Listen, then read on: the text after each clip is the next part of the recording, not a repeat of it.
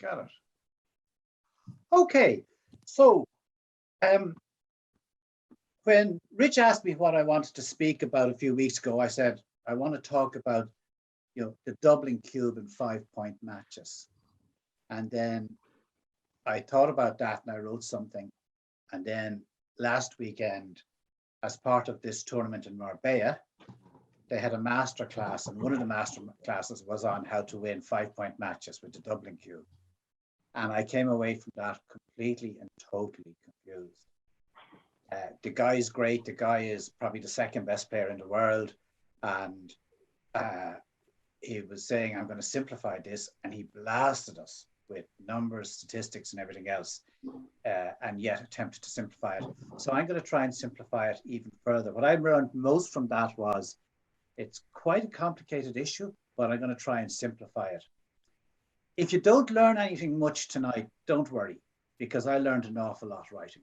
So it's achieved its objective already. Did you all do your homework? Well, yeah. I tried. Hey, great. Okay. But I won't say anything. I just found something. No, you don't need to say anything. Okay. Did anyone else look at them? The dog ate my homework. Okay. So where am I here? Right. So the main point is that why are we interested in 5-point matches?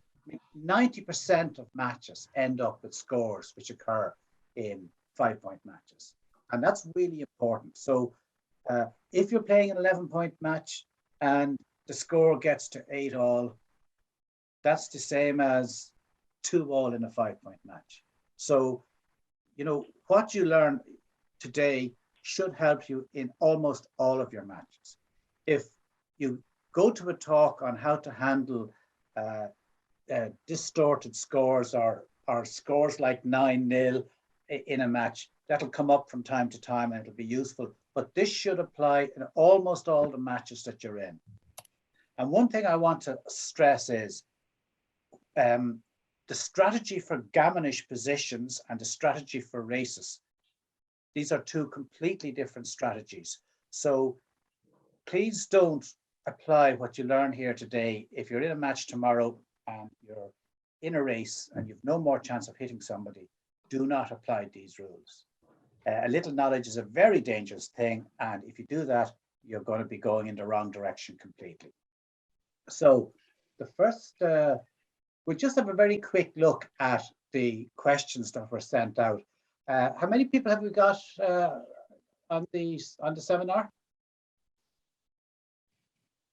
Well, Brendan, including you. Okay. Can you all come off mute and just give me a quick response to what you think of these positions? So just like question one, it's a 5-point match in this position. The score is 0-all. Anyone for no double take? Just say yes. So, okay. Nobody's for no double take. Anyone for double take? Yes. Yes. Anyone for double drop? Okay. I'm going to go through that again because I think some people might have been on mute. I think I only heard one person. No double take. Anyone a no double take? I'm a no double take. I'm in a one for no double. Yeah. Yeah, no double. Okay. I actually, okay, we'll go to the next one then. Sorry. We'll go to the next one. 1-all. Does anybody change their mind if the score is 1-all? Anyone who didn't double more likely to double? No, I've been no double as well, 1-all. Okay. Okay, white leading 1-0. Does that change it for anyone? Yeah, I think a double drop, that one. That's double drop? Yeah, that's what okay. And white trailing 1-2? That's a double. Okay. Is that a double take, a double drop? Okay. I take that as we haven't a fucking notion. Okay, same position, right? We're going to be looking just at this position tonight, okay? This is a bit gammonish, this position, but just a bit gammonish, that's all. 5-point match. In this position, your opponent is 2 away, right? So you're trailing 2-3, you're trailing 1-3, you're trailing 0-3. Any no double takes in this position? Any double takes? Any double passes? Anyone alive? If I'm trailing, I'm going to double in this position. How do you mean if you're trailing, Cracker? You are trailing. You're 2-3, 1-3, or 0-3. Sorry, can you not see the match scores on the left-hand side? Yeah, Are you seeing what I'm seeing here? Yeah. yeah. Okay. So, Cracker, you're trailing 2-3 in a match to 5. Are you doubling? Are you I'm trailing doubling. 1-3 or 0-3? I'm doubling in all those situations. Okay. And are you taking in them all? If you're on the other side? I would certainly take it 3-0 up. Okay. Okay. And our last question 4 then is, in this situation, you've 2 points to go. You're leading 3-2, 3-1, or 3-0. So is anybody doubling in these? No double at 3-2. No double at 3-2. What about 3-1, Cracker? I was no double, 3-2 and 3-1. But you double at 3-0. Yeah. I'm not doubling. I'm not doubling at all. Sorry, Just Rich, did you say you're not doubling? Yeah, stop smiling. I'm not doubling there. Okay, Not can you all doubling in any remember, of the leading. can you all remember that Rich said he's not doubling at 3-0? And Okay. the double, you just get redoubled anyway, you know. It's Okay. Okay. That's grand. Okay. So we've a fair idea that, you know, at least you understand that this is quite different. So where are we going here? Okay. So at 0-all, this is a no double and a very easy take. Just to take you through XG and the information that you get here from XG. So this shows you that White has 63% winning chances in this position. And of those 63, 22% of these games will end in a gammon, and 41% will be in a single win. So this is a bit gammonish, right? When you start the match, your expectation of a gammon on either side is about 15%. So this is raised because he's made the 5 point. So this is a little bit gammonish here, and this is a very, very easy take. I'm surprised so many people were doubling in this position, which must be a tribute to Sean's lecture and my lecture, where we said double much more often. But it's actually only a small blunder. A blunder of it's a small error.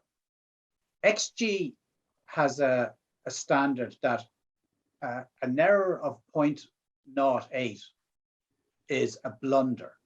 So you would lose effectively 8% of a point if it's a blunder, but below 0.08, it's called an error.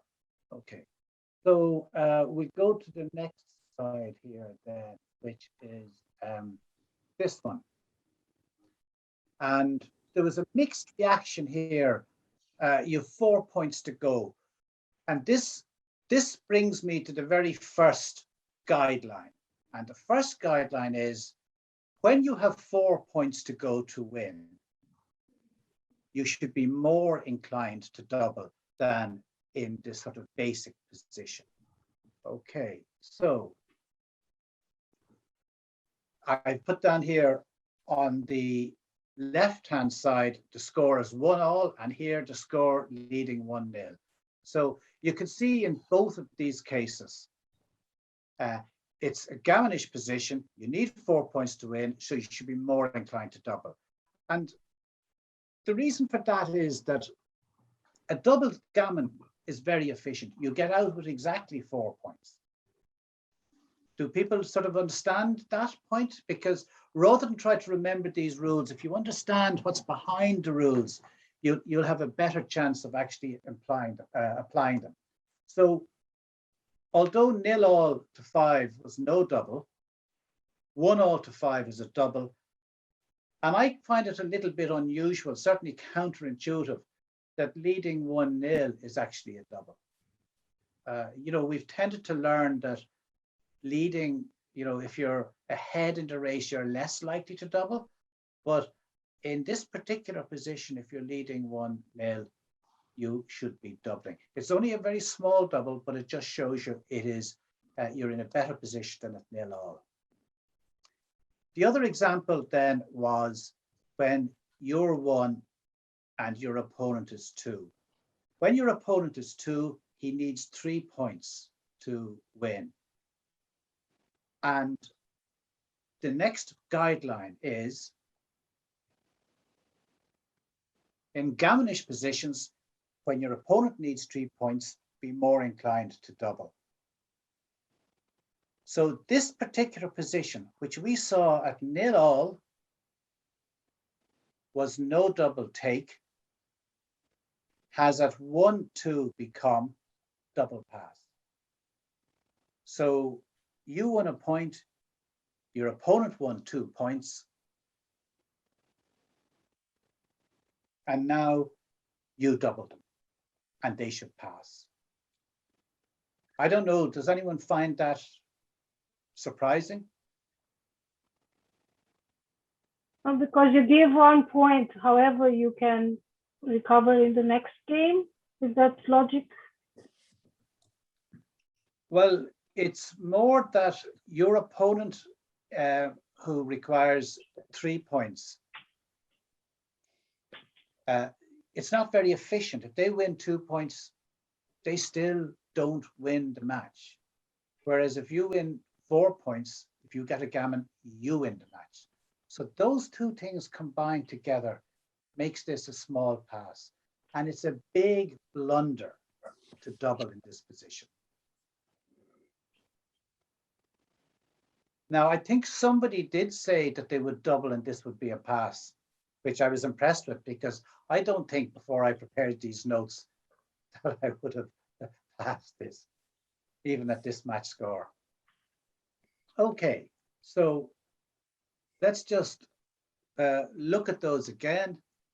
0-all is no double take, 1-0 is double take, and 1-2 is double pass. Cracker, have you learned anything there, or did you know all this? I have. Okay, good. That's important. Brendan, I'm sure you might get to this later, but I'm kind of very aware that Black's own home board is basically non-existent. And like, I'm taking it that if there's a slight difference on the other side of the board, like the 5 point made, it might change all of this. Like It would Black change. You're absolutely right. You're absolutely right. That would change all of it. I suppose my view is that the reason I set up the position like this, there's nothing wrong with the other side, with Black. I keep calling it Black, although it's brown in the picture. There's nothing wrong with Black's position. It hasn't developed very far yet, but they're not overly stacked. They haven't sort of made too deep a point. So there's plenty of scope for Black to win this match. As we saw in the, you know, it's actually a 35%. Black still wins this 35% of the time. Okay, so we looked at that, the summary of the early positions. Now, question 3 was same position, cube action at the following match scores. Your opponent needs 2 points. Did we have doubles and takes in this? I think we had. Were these, was anybody not doubling at these positions at this match score? Okay. Was everybody? I said no double for 2-3 and 0-3. You're no double for? The first one, 2-3. And 0-3. And 0-3, because. And what were you for 1-3, Jamie? 1-3, I said double because it's 2 away, 4 away. So a gammon, like you said, is very efficient, wins you the match. The others, if was you it double take at 1-3, Jamie? I think yes. I think it's a double take. Yes. Okay. But the others, like you Brendan, I look say, at these it's positions. only if you win a Sorry, match somebody without else the wants to gammon. contribute there? Sorry. Somebody else was coming in? I think Yeah. they're all Yeah, doubles for white. Brendan, I think for if it's 1-3, that you've got to be really aggressive with 4 away, your opponent 2 away. That you've got to be really aggressive with the cube trailing because you win the match if you get a gammon. So if there's a gammonish position, you cube pretty quickly. 2-3, you are aggressive, but not quite as aggressive. But I'd still cube that. 0-3, Keep them all. I probably wouldn't cube it. You wouldn't cube it, not 3. No, don't think Okay. so. So you got a lot of that right. Trailing 1-3, when you're 4 away, you need to be aggressive, right? And likewise, in all of these situations, when your opponent has 2 points to go, you should be more inclined to double because your opponent, the cube is dead from their point of view. They can never recube you. And even if they get a gammon, it's no help to them.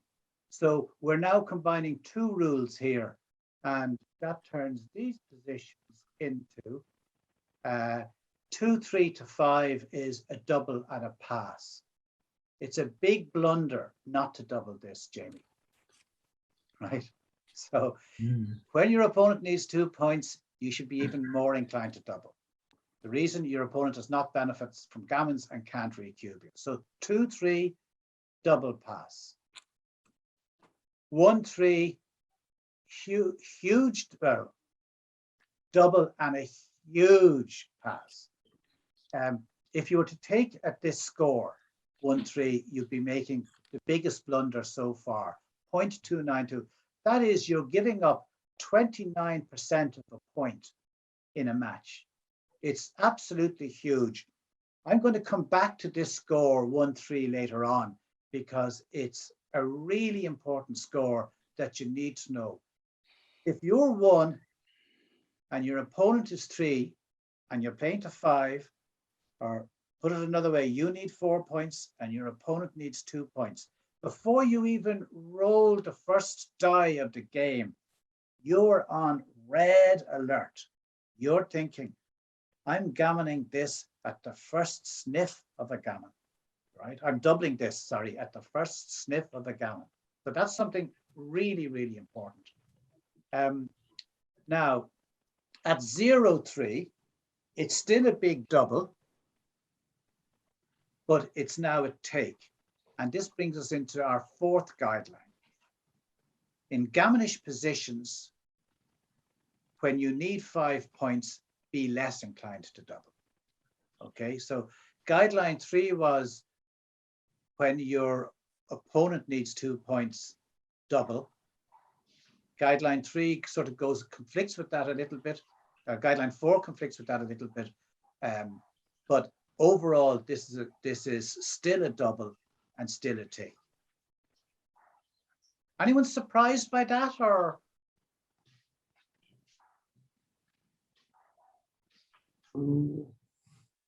No, good, okay.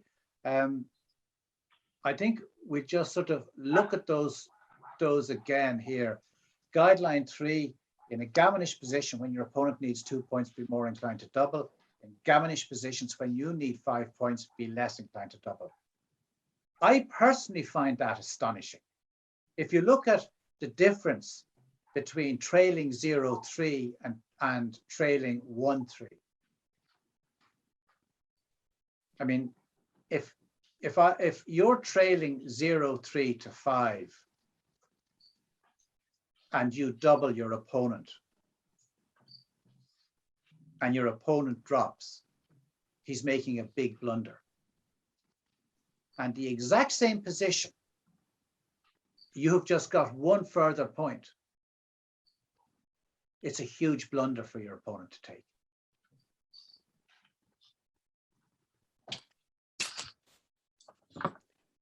How many of you knew that 2 away, 4 away was a very significant score?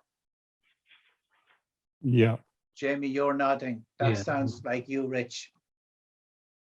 I hadn't a notion. Who said they hadn't a notion? Me, Neil. Neil. And Neil, you're playing at a PR of 7 and you didn't know this. Oh, I went up to 8 yesterday. Oh, but it'll be down to 6 now after this. As a beginner who played bridge, and in bridge you say never double someone in a game, I was surprised, all right. Okay, okay. So this comes up all the time. You have 4 points to go. Your opponent has 2 points, and you don't double, and it's often a huge blunder. And it's a huge blunder on the other side if you do double and your opponent takes. Okay, so have we another position to look at?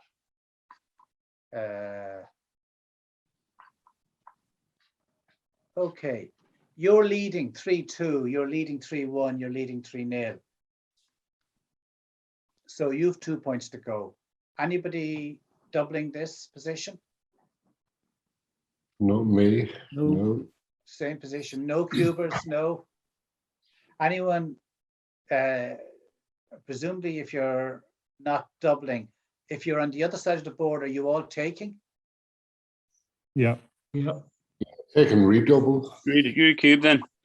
Yeah. Shouldn't be I cute. might double on that one. That looks, if I was in kind of top form, I say go with the wind, like, you know. So what are you saying, Rory, doubling?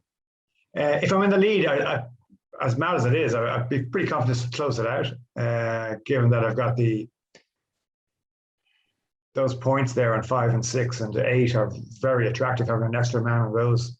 And what are you hoping to achieve by doubling, Rory? If I got a 3 and a 6, that would be beautiful. If I got a 6 and a 1, happy What do you do with days. what do you do with a 6 and a 3?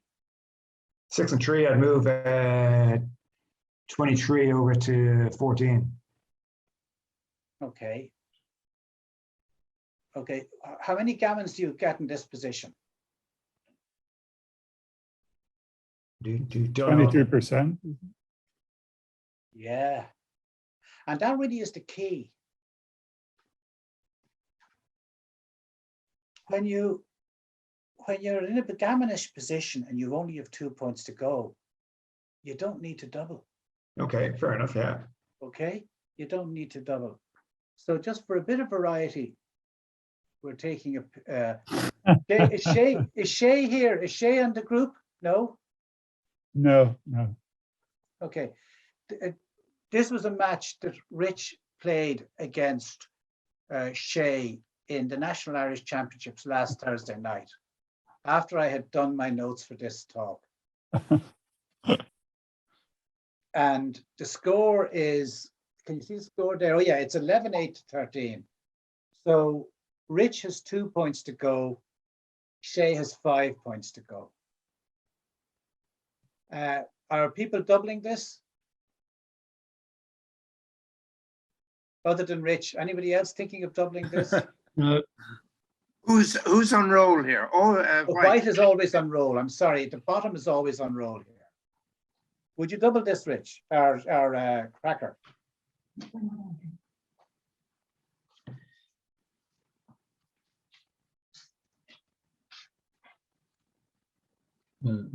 Black has a very good board, and it's kind of a big threat. If things go bad, that's going to be a big problem. If he doubles, he's going to get redoubled immediately. Yeah, I probably wouldn't. Okay, so what was happening here was that Rich was playing at an average of 6 up until then. He had a PR of 6. He was playing really, really well. He was leading 11-8 to 13. He gets to this nice position. He's coasting. He's looking forward to the next round, and he cubes. Now, this is called, in a live tournament against another person, this is called a health and safety double, because there's a real risk that your opponent will take half your hand off when they're grabbing the cube so quickly. Shay must have been delighted. He took about 30 seconds They almost Take- passed us. Yeah, I asked him afterwards. He said, well, actually, he said he fell off the seat when he got the cube. Mhm. So it took him 30 seconds to get back on. And that's why there was a delay. So what happened was here that Rich doubled, Shay took, Rich played had a poor roll, Shay doubled him, Shay hit, and Shay won 4 points. And Shay went from expecting to possibly lose the game to winning or to leading 12-11. So brought him right back. So this is actually very similar to our other position. This was a gigantic blunder. Like Rich was giving up, you know, that's 10 times the normal sized blunder. So Rich, I hope you've learned from that. Yeah. Okay, so this is a really, really important point. If you don't need to double, if you don't need to double because you have 2 points to go, don't double. In gammonish positions, if you need only 2 points, you don't need to double. Right, so where are we going here? We're back to this particular position, white leading 3-2. Just to show you in our original position, which started off as a no double, and in some cases was double drop, is now a gigantic no double. This is a huge blunder. When you have 2 points to go, this is a huge blunder at all these match scores. 3-2, 3-1. Oh, sorry, 3-2. Yeah, 3-2, 3-2, 3-1, and 3-0. Huge, huge blunder to double. Okay, so I want to look again at the one that that is really, really important. You need 4 points to go. Your opponent needs 2. So you're talking about 1-3 in a 5-point match. You're talking about 7-9 in an 11-point match. You are sitting up in your seat and you're looking over at that cue from the very start. So let's look at position 1 on the left-hand side. You rolled a 3 and a 1. You opened with a 3 and a 1. Black played a 6 and a 4. Have we any, what do people think of that? Is that a double? Is that a take?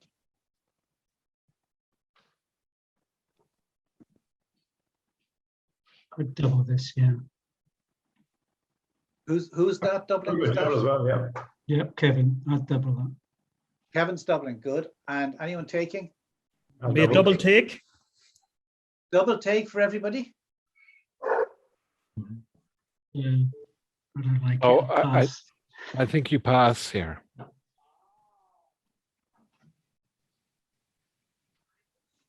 Might pass this one. Okay, let's assume you don't double. And you rolled a 2 and a 1. So you hit that checker and you split the back pieces. And then black came in with a 1 and a 3 and came up to the 4 point.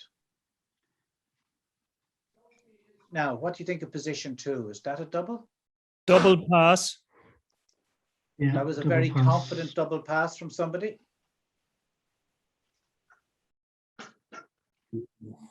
Double pass, yeah. Okay, double pass.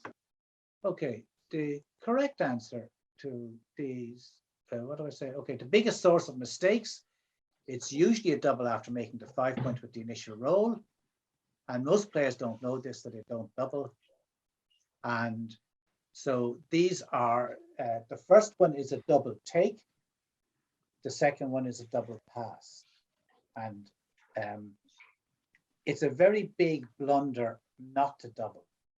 So I think that after making the 5 point with a 3 and a 1 on the opening roll, you always double at this match score.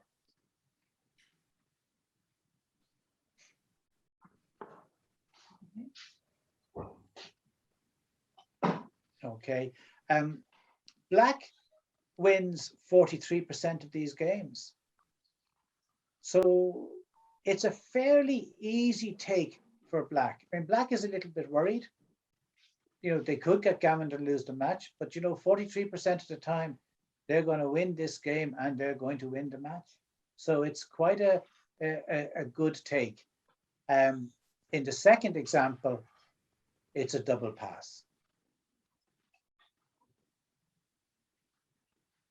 So what's the key difference then in the second one? Is it because the back checkers are split, or there's a better chance of making the bar point on 7? If you look at the actual numbers, white wins more matches and white wins more gammons. Okay, so, and the reason for that is that there's just a better attack going on down here, that you've got another checker up here to help with the attack, and the attraction of the first position is, if this checker is not hit, black is in quite a good position. If this checker is not hit here, you know, he still hasn't escaped. This will definitely escape the next time if it's not hit. This may not escape. So that's the difference in those two positions. Okay, so so a summary of the positions again. In gammonish positions are the guidelines. When you need 4 points to win, be more inclined to double. In gammonish positions, when your opponent needs 3 points, be more inclined to double. In gammonish positions, when your opponent needs 2 points, be more inclined to double. In gammonish positions, when you need 5 points, be less inclined to double.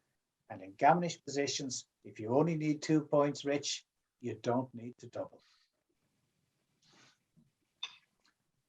Are they reasonably applicable?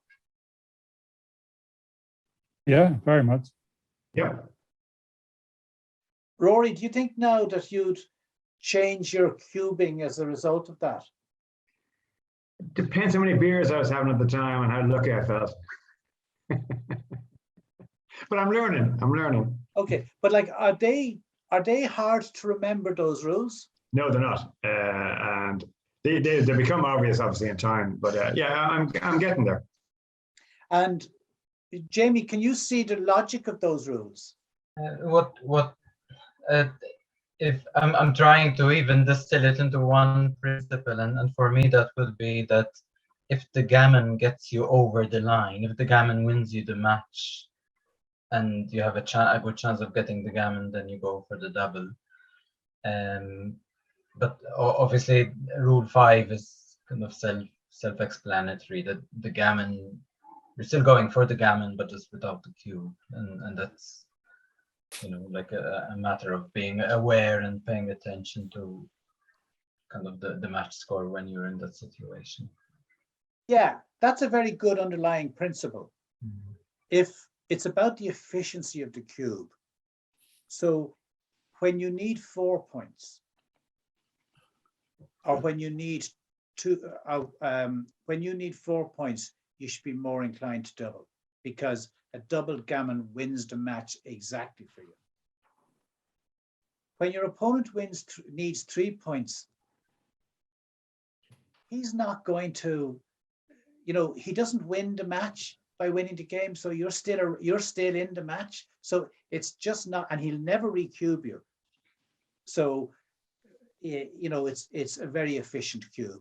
And when you need 5 points, well, even if you win a doubled gammon, you still haven't won the match. So that's a good underlying principle, and then you can apply those to that principle. And did I mention that these only apply to gammons and not to races? And please don't apply them to races, because you will lose more matches. Right. So just able to see that there. Can I get rid of that? Yeah. Just looking at those rules again from the doubler's point of view. This is from your point of view. In a gaminish position, when you need 4 points to win, you should be more inclined to double. So from the other side, when your opponent needs 4 points, you should be less inclined to take, as he could win the match with a gammon. That's fairly straightforward. Yep. You should be thinking of this from both sides. I focus just on the doubler's point of view here, because I think it's actually quite difficult to keep all the different, both sides going at the same time. Guideline 2, in gaminish positions, when your opponent needs 3 points, be more inclined to double. From the taker's point of view, when you need 3 points, be less inclined to take, as the cube is almost dead. Do you sort of understand that? If you're leading, you need 3 points. So let's say you're leading 2-0 to 5 and you take the cube. Well, if you win the game, you're going to be leading 4-0. So you're rarely going to cube. So you lose all the re-cube value. Guideline 3, in gaminish positions, when your opponent needs 2 points, be more inclined to double. So when you need 2 points, be less inclined to take, as gammons are no good to you. And guideline number 4, in gaminish positions, when you need 5 points, be less inclined to double. And then from the taker's point of view, well, if your opponent needs 5 points, even if he wins a gammon, he's not going to win the match. So you can be more inclined to take. And the final point then is, in gaminish positions, if you need only 2 points, you don't need to double. And as you all pointed out, if you're in a position where your opponent only needs 2 points and they cube you, you can grab that cube and you can throw it right back immediately and hope things work out for you. That's really it. Potential topics for next week would be the cube in races. Right, we were talking there primarily about we were talking only about cubes in gaminish position. So what I'm hoping to do next week is talk about the cube in races, free drops and free takes. Does anyone know what I'm talking about? Free drops and free takes? Yeah. Alan, you're shaking your head. Do you know what a free drop is? No, sorry. Do you know what a free take is? No, sorry. Well, you'll learn an awful lot then. And double match point, when the score is 3-all, do people know anything unusual about that match score? Yeah, you double as soon as you have any advantage. Correct. And then recubes are another very complicated area. So do people think they might learn a bit from that? I'm very open. Next week we could go through a match. The first one I did, the first workshop I did, I went through a match between Mo and the Cracker. I could do that either, but I'm open. Like, what would people do? What would people like next week? I think it's important for people like me and some editors who are a much higher PR than some, but obviously have ability. How can we get some good takeaways, given the competition is still on as well, and there's more coming with September the 12th and all that in the Cork. That just like there's a couple of really good takeaways here tonight, and the last one there was as well. So I think takeaways are really good because you'll only remember 2 or 3 things out of any given set, Okay, so what do you remember from tonight, Rory? The most important one in terms of basically don't go mad in terms of gammon when I think I'm all over it like a rash, given that I'm that close to the line anyway, because I'm just giving the guy or girl a chance. So that's the biggest one. And then when your opponent needs 2 points or more, be inclined to double. Yeah, when your opponent needs exactly 2 points. Needs exactly 2. Okay, needs exactly 2 points. Be inclined to double. Yeah. Okay. Okay. Anybody else got ideas for future ones? Is there a particular area, or would people like to send in email Jamie maybe or Rich with positions they came up that they didn't understand?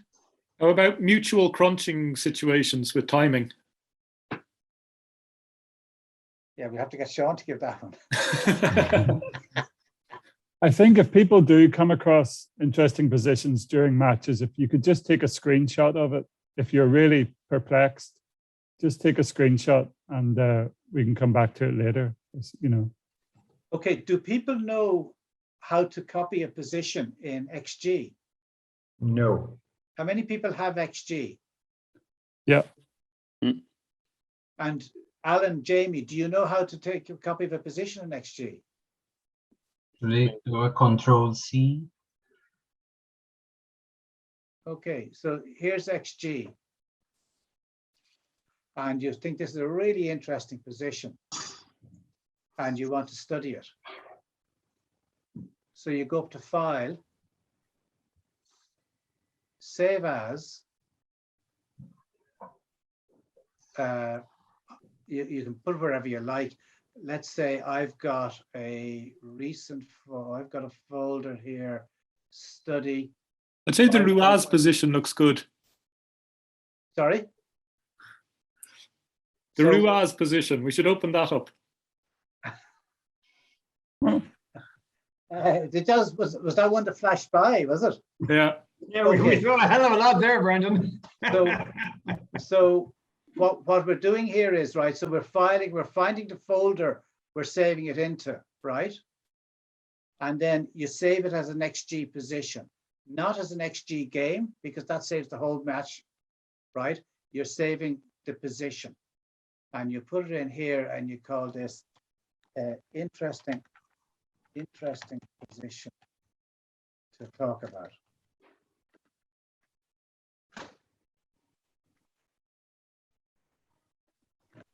And then you save it. And you now have that position saved. So I find it is extremely useful in XG. So here's a position in XG. I think you asked a question, Jamie. What would happen if Black's position was a bit better? So now at XG, this was, let's change the score here to 1-3, right? Now, I told you 1-3 was a double. Right, now Black's position is better. I don't know. Does anyone know, is this a double take? Is this still a double? I wouldn't double. You wouldn't double? No. Yeah, I'd double this. Somebody is doubling. Okay, I think this is a double. I'm not sure. I think Oh, sorry, I was just true. I thought it was 0-all. Sorry. No, 1-3. All right. Okay, and now all you do is just go in here, click on this, and it tells you it's just a bare double and a very easy take. Okay, and this is the beauty of XG. So now we look at this position again and say, well, what about 3-all? Well, now what about 2-all? Don't know about that. It's clearly not, sorry, I think it's clearly not a double. No double take. So you can play around with positions. XG is fantastic for that. You can play around with positions. You can change the score. Like I've often found, I've made a huge blunder by not doubling. And I say, well, how come that's a blunder? And then I go in and I say, it's the match score. I change it back to 0-all. And I find I can roll it out at 0-all. And it tells me no double take. So, you know, then just go back to 3-1. And so this button here gives you a longer rollout. What XG actually does is it rolls the position out thousands of times. And, you know, runs through all the various different options. But that's it. So if you want to send in a position that we can talk about next week. Brendan, can I just ask a question there? Peter, yeah. Just whereabouts in XG is this where you set it up? Because, oh, it's under setup, is it? Where you set up which? Set up positions like this, because I have okay. XG, but I never realized. Okay, file, new, set up position. Okay. Do you want to save it? No? Yeah. Okay, so it's set up a position for you. Right, okay. And you can say, okay, it's a match 3-1, or you can, you want to get rid of that board. Who asked about crunching? Me, Neil. Neil, okay. So Neil wants to study crunching. Let's come up with a position here.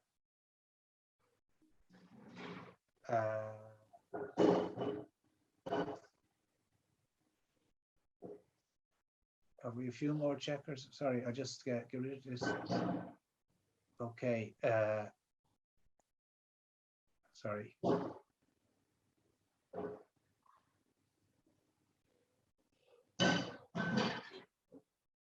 Is this a sort of crunching position, Neil, that you were interested in? Something like this? Looks a bit simpler, but yeah. That's too simple, is it? It's grand for this evening. Tell me tell me what you'd like to what you'd like to see. Oh, I don't know. I'll send you a screenshot during the week, or it was something with. I mean, it was some position where I made a 0.4 error dropping a double. Okay. How would people play a 5-2 in this position? Sorry, let's change the match. Let's get rid of the match score. Okay, so white's on roll. It's 0-all. The cube is in the middle. 5-2 to play. Any suggestions? 8-3, 6-3. So you're hitting. Yeah. Not with a 2, you're not. From the 6. From the sorry, you're 8-3, 8-3, 5-3. You're making a prime, is that right? Yeah. Yeah. Okay. Is that obvious? The problem is that he's then dancing and you can't roll. Your 6s are no good. So he's going to end up beating you if you do that, because you're going to crunch yourself. He's going to come in on your 6 and he can saunter around at his leisure. So, Jonathan, you're going to do something like... I'm just not going to hit him. I'm going to get in behind him. You're going to do that. 5-2. Yeah. To there. Okay. I think Jonathan might be right, but I don't know. So let's see what XG thinks. 8-3, 5-3, fairly clearly. Our detailed analysis was crap. Okay, let's change that to